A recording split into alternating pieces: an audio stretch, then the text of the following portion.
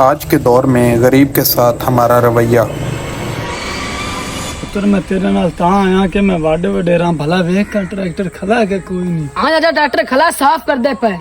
चलो चंगी गल है पूछ लेने। शहरा की हाल है?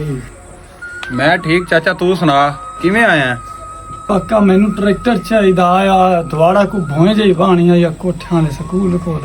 चलो भाग चले हैं ते फक्का तेनू तेल ला पवा देसा मैं।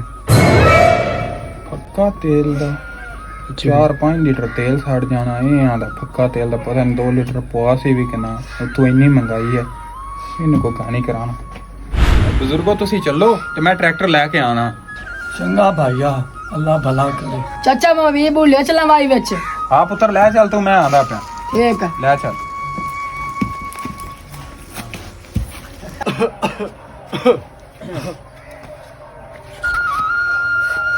चाचा 2-2.5 घंटे हो गए मैं बह के आ गया, ट्रैक्टर हाले को नहीं आया। कोई ना आया ना मैनू ले चल आप फिर पता कर लेंगे।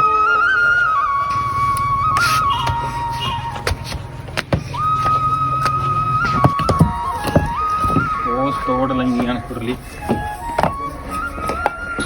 आ खलाई बाबा। सारा हाँ जी 2-2.5 घंटे हो गए ने ते छोर बीब भी सड़ ते आ गया ते प्या ने ट्रैक्टर ही कोई नहीं गया। चाचा मैं ट्रैक्टर स्टार्ट किया है ते स्टार्ट नहीं होया, कोई मसला बनया खला ट्रैक्टर नु। ते तू ना तो कोई नेडू ट्रैक्टर दा पता कर ले वाल है, नाले मेरा 4-5 लीटर तेल सड़ जाना। तू पता नहीं देसें कि ना देसें। यार आए गल तू पहले जा दसी सारा दिन ले गया ते आ छोर भी सट है तो गुल हो जासी।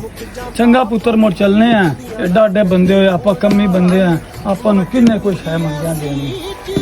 अल्लाह भला करे।